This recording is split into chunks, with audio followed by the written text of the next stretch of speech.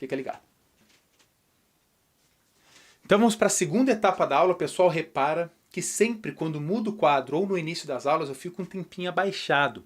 Esse é o tempo que você pausa o vídeo, copia todo o quadro e daí presta atenção na aula sem ter que ficar copiando tudo. Aqui você copia só as coisas extras, né? Beleza, pessoal, então vamos recapitular. Até então você viu difusão simples e facilitada. Tanto na difusão simples quanto na difusão facilitada, o que está passando é o soluto. Agora vamos mudar um pouco o conceito. Na osmose, não é o soluto que passa, é o solvente. O solvente que a gente está tendo como exemplo aqui é a água, o solvente universal. Então é ela que vai passar, tanto pela bicamada de fosfolipídio, quanto por proteínas. Essas proteínas chamam-se aquaporinas. Que são proteínas especializadas, né, onde vão passar moléculas da água, e elas também passam pela bicamada de fosfolipídio. Bom, uma coisa que você tem que se atentar aqui, tá? A água, o solvente vai passar do meio hipotônico para o meio hipertônico. Perceba aqui, ó, esses bolinhas laranjas são os solutos. Imagina lá, O2, CO2, glicose, um sal qualquer. Perceba que a água ela está indo de onde tem menos soluto para onde tem mais soluto.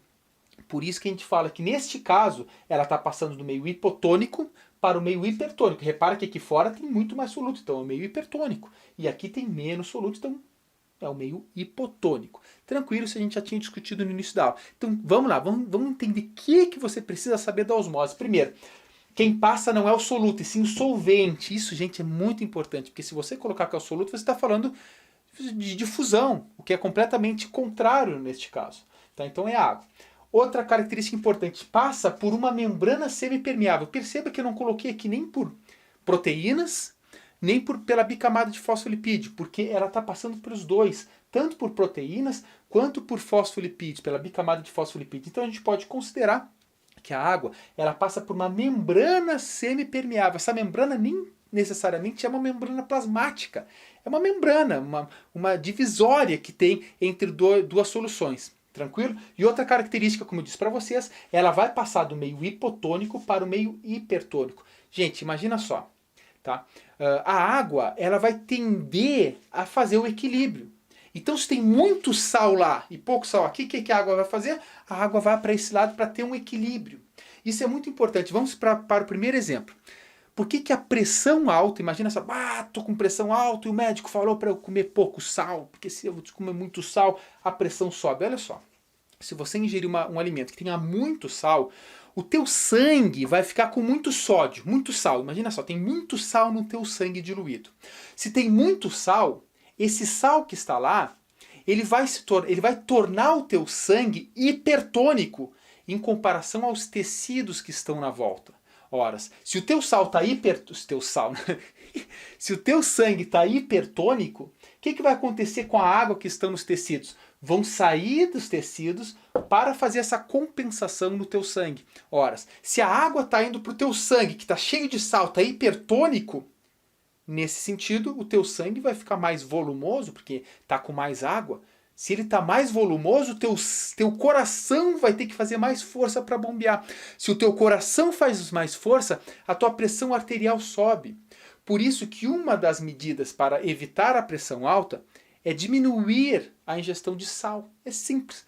Porque se você colocar muito sal para dentro, o teu sangue fica hipertônico em comparação aos tecidos. O tecido perde água, o teu sangue fica com muita água, fica muito volumoso. Teu coração velho vai ter que fazer mais força, a tua pressão arterial sobe. É óbvio que esse é um dos motivos. Tem a ver também com a elasticidade das artérias, que isso aqui a gente estuda depois na parte de sistema circulatório. Beleza? E um outro exemplo é isso aqui, gente. Pelo amor de Deus, eu vou dar esse exemplo, mas não vamos fazer jamais. Eu tenho pena até de mosca e mosquito, tá? Imagina uma lesma. Coitadinho, é nojento. Eu não vou pegar uma lesma e colocar na boca. A gente gosta de escargot, que esse troço eu nem quero experimentar, tá? Respeito quem gosta, mas dá uma impressão ruim esse bicho aqui todo molengo, né? Mas mesmo assim, a gente não vai fazer maldade com o bicho. Mas em prol da ciência, da didática, em prol para você não se esquecer desses conceitos na sua prova, eu vou explicar um negócio. Se você pegar um sal, vou pegar aqui assim, em amarelo, e despejar aqui, tá? Ó, sal. E colocar sal na lesma, essa região aqui da lesma, ela vai ficar hipertônica em comparação à região de dentro da lesma. Como a membrana, como a pele dela é semipermeável, a água vai sair dela. E ela vai murchar, a lesma vai morrer. Então, por isso, quando tu coloca sal em cima da lesma, ela literalmente derrete. A gente fala, pô, ela está derretendo, o que está acontecendo ali? O sal na pele dela tornou esse meio hipertônico. A água não vai do hipo para o hiper, então a água vai sair de dentro da lesma e vai ficar por fora dela, vai derreter literalmente a lesma e ela vai bater as botas, ela não usa bota, vai bater os pés dela, vai morrer, ok? Mas agora, olha só, imagina que tem uma poça d'água aqui. Ah, professor, tem uma poça d'água, tem água aqui. Aí você, um homem cientista, uma mulher cientista, uma pessoa meio malvada, né, que gosta de fazer experimentos, por isso que eu falo, eu estou explicando que isso acontece, justamente para ninguém ter a curiosidade de fazer. Tá? Aí você pega assim, professor, tá tranquilo. A lesma ela tem uma membrana assim impermeável, a pele dela, tá. Se eu colocar sal em cima, a água sai. E se eu fizer o contrário? Aí você faz o seguinte, você pega uma seringa, tá? Tem uma seringa aqui. Aí você enche essa seringa com uma substância, né? Você pega um copo, joga um monte de sal nesse copo com água, põe um pouquinho de água e um monte de sal. Mistura bem, o sal vai diluir ali. Aí você pega essa seringa e enche ela com essa solução, que está cheinha de sal. Aí você pega e injeta isso na lesma. Agora você tem uma lesma aqui, que dentro dela está cheinha de sal, cheia de sal. E você pega a lesma e joga ela numa poça d'água. Bom, se dentro da lesma agora está cheinho de sal e ela está dentro de uma poça d'água, o que vai acontecer com a água aqui na lesma? A água vai entrar e a lesma vai expandir, vai crescer, vai ficar um lesmão gigantão mesmo, porque a água está entrando nela em vez de sair. Por que está entrando a água, professor? Porque dentro dela agora está hipertônico em comparação ao meio de fora. A água vai sair do meio hipotônico, fora, e nesse caso vai entrar na lesma para compensar essa diferença de soluto. E a lesma vai ficar cheinha da água. Isso é bizarro.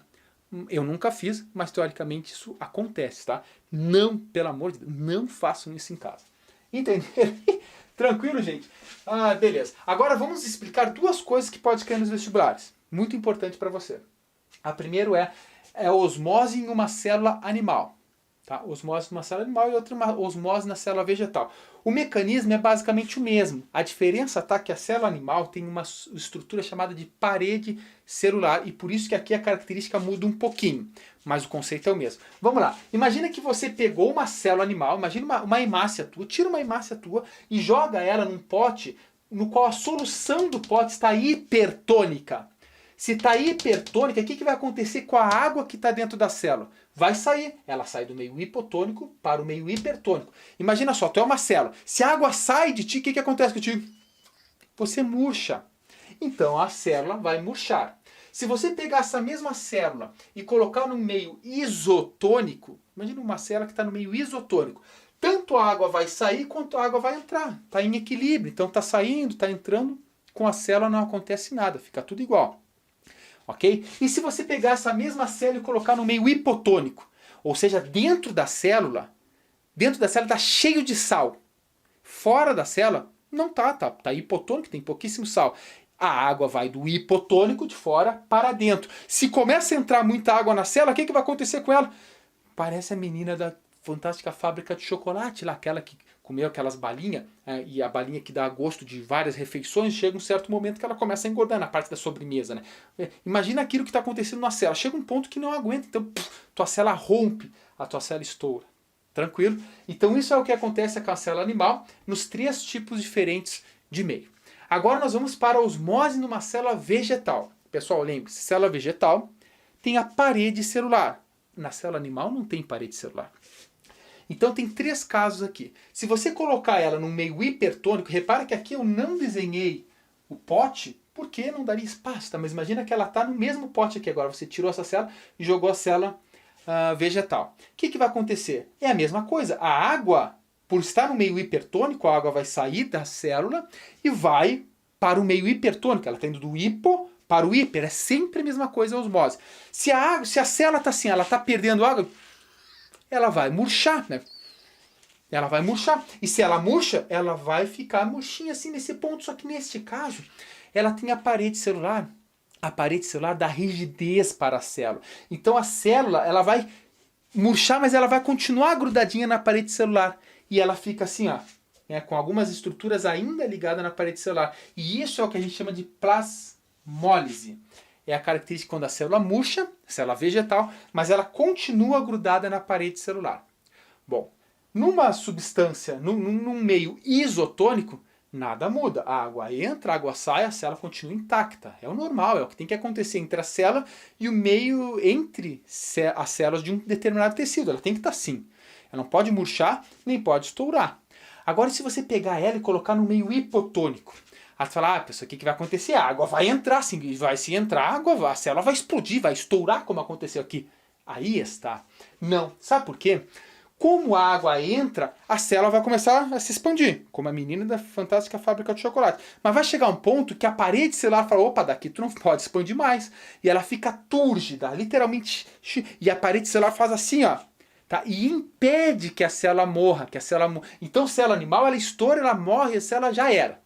Numa célula vegetal, ela não morre no meio hipotônico, por causa da parede celular que dá aquela segurada. Fala, opa, daqui tu não vai te mexer. Vai, fica assim. A água não consegue mais entrar, porque ela já está extremamente cheia, literalmente cheia, e a parede celular de celulose está segurando ela. Então a gente diz que ela fica túrgida, por mais que a água entre. Tá? Essa estrutura aqui eu quis representar o vacúolo. Não vamos levar em consideração aqui as organelas, tá? A gente tem uma aula completa de organelas celulares, organelas citoplasmáticas. Pessoal, só uma reflexão aqui, antes de finalizar a aula. Olha que interessante. Essa aula aqui, eu estou regravando ela, né? Eu já tenho versão da plataforma, tenho... E no YouTube eu tinha uma versão 2015, quando eu estava no iniciozinho do canal. E eu olhei, sabe, falei, caraca, sabe quando te dá aquela vergonha ali? Mas tudo faz parte de um processo. A gente começa, a gente se adapta, a gente melhora os nossos mecanismos e assim a gente vai, que nem estudo. Cada vez você aprende a estudar e melhorar a sua forma de estudo, a sua forma de... enfim, de otimizar, de ser mais eficiente naquilo que você faz. Né? Então, só uma reflexão, 2015, eu ainda estava no outro apartamento, gravava na sala, assim, tranquilo, só eu e a câmera falando, assim, depois jogava umas imagens ali, era um processo bem complicado gravar uma videoaula, porque nem sabia editar direito e estava ainda aprendendo ali. E hoje eu vejo que, a gente já deixou o troço muito mais profissional, estamos com um estúdiozinho aqui, e o quanto a gente pode melhorar ao longo do tempo e quanto ainda tem por melhorar, sempre tem o que melhorar, e isso a gente faz a reflexão também para os estudos. Né? Você tem uma metodologia, você tem uma forma de estudar, só que você tem que estar sempre pensando como você se adapta melhor aos estudos. É muito interessante você conversar com 1, com 2, com 3, com 10 colegas, não para copiar a forma com que cada um deles estuda, porque cada um tem uma forma diferente. Mas você ter diferentes ideias, você vê o que é melhor para você e você adapta o seu estudo, a sua rotina naquele processo. Então tem gente que prefere estudar lendo, tem gente que põe uma musiquinha de fundo. Não tem certo, não tem errado, é o que você faz para aprender mais. Lembrando que a grande motivação do aluno, e eu sei porque eu fui aluno muitos anos. Fiz até 2015, estava acabando o mestrado. Então, desde que eu me entendo por gente até 2015, e hoje ainda eu estudo, claro, não tem que fazer prova e tal, porque eu não estou estudando com o professor numa aula em si, mas eu tenho que estudar. E aí eu penso, vou estudar um conteúdo, o que eu tenho que fazer para me aprofundar nele, para ser mais... E estou aprendendo ainda a estudar e cada vez ser mais eficiente para mim. E é o que você aí desse lado tem que fazer. Sempre quando você tiver um novo desafio, um novo momento, um novo objetivo, como é passar no Enem, no vestibular, ou se você está vendo essa prova para uma prova da faculdade, que aqui também a gente vai a fundo nisso também. Você tem que pensar que tem gente que estuda uma semana inteira e só finge que estuda. Tu leu tudo, aí tu fecha o olho, levanta a cabeça e fala, o que eu li? Não sei. Então tu não aprendeu. Eu vejo alunos falar, professor, falando assim, estudei 2 dias seguidos, não sei. Tá, mas tu realmente estudou? Não, eu estudei. Mas sabe o que tu vai simplesmente, a aula deixa rolar, a aula tá passando assim, por exemplo, numa videoaula, e tu tá pensando na morte da bezerra da tia Teteca. Ou tá pensando no filme que tu vai ver, ou na saideira de noite depois. Não, tu tem que realmente, é mais eficiente tu ficar 1 hora na frente de um livro, de uma videoaula, sei lá, estudando mais 1 hora bem estudado, do que ficar 3 horas procrastinando, aí tu abre o Facebook, aí tu vai ver o Instagram e chega, passa 3 horas e tu não estudou nada. Então isso é muito importante você ter essa consciência. Outra dica que eu dou para ti que está estudando assim, após estudar uma videoaula, acabou essa videoaula, acabou, fechou o vídeo, deixou o like no vídeo, like felpudo, se inscreveu no canal, compartilhou com os grupos do WhatsApp, com os amigos, tudo. Fecha tudo, pega as tuas anotações e explica as tuas anotações para ti mesmo. Como se estivesse explicando para uma outra pessoa. Fala, existe 3 tipos de transportes aqui, pá, a diferença entre esse e isso, o que acontece com a lesma. Explica tudo. Se você não souber explicar o conteúdo que você recém estudou, não vai ser na prova de amanhã, ou da semana que vem, ou daqui a meses, se tu está estudando para o Enem, que tu vai te lembrar. E tem muito aluno que faz isso. Acabou de estudar, como é que é minha?